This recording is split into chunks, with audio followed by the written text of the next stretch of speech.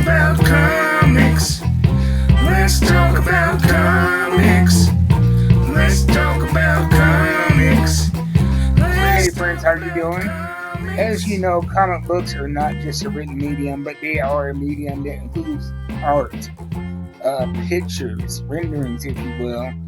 And it is very rare when I come across a book that I think is exceptionally beautiful. And this book right here, Storm, number 4 of her current 2024-2025 Marvel Comics series, is that beautiful book. This story right now, she had been poisoned by radiation, and she has been slowly dying. And she went to a shaman, I believe, in the last issue, a shaman or a witch doctor, who cured her. But the deal was she could not use her powers for 7 days.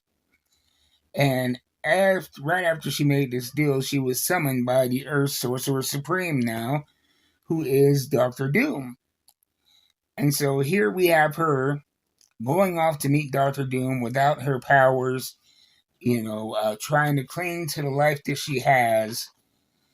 And that is where we start this issue. And from the first page to the last, it is a beautiful page, a beautiful book. Here we have her flying on this bird that Doctor Doom had sent to summon her to Eastern Europe, where Doom is out. And we have her flying in the rain here, and her preparing to meet Doctor Doom. Everything is almost like watercolor type style. Everything really saturated and blended beautifully. She is statuesque and powerful, which also contradicts to really the ominous story.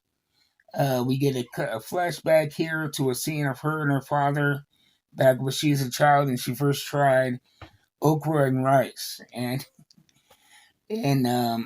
it's a dish that she was leery of, and loving into adulthood now, and it, it goes deeper than that into the story, but the way they blend everything with the tension of the story, her sitting here in the company of Doctor Doom, really unarmed, without her abilities, without her mutant powers, and trying to still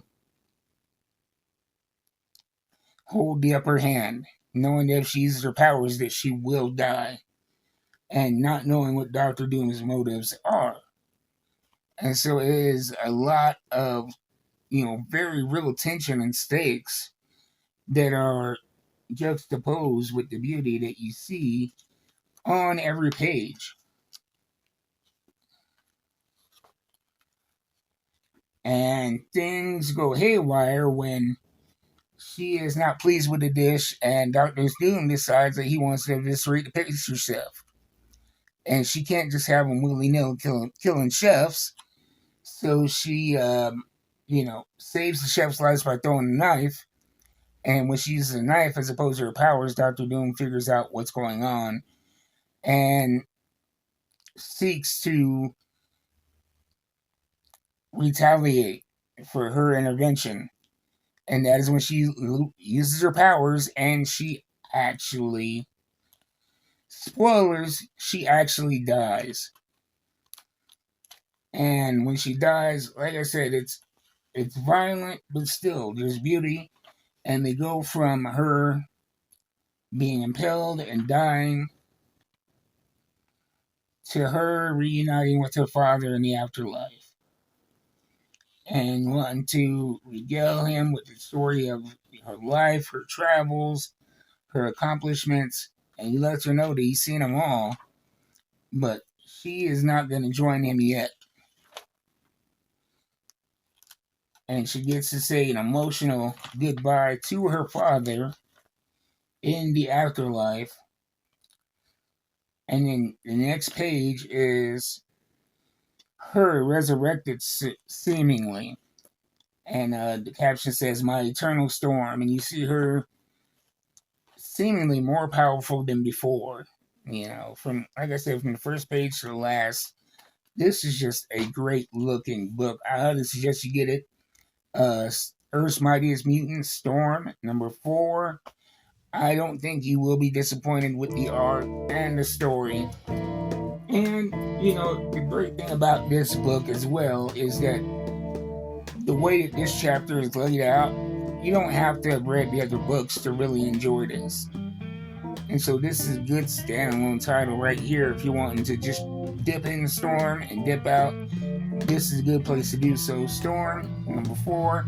Check it out at your local comic book store. And if you don't have a local comic book store, you can go visit my friends over at Coffee and a Comic. They're located in Huntington Beach.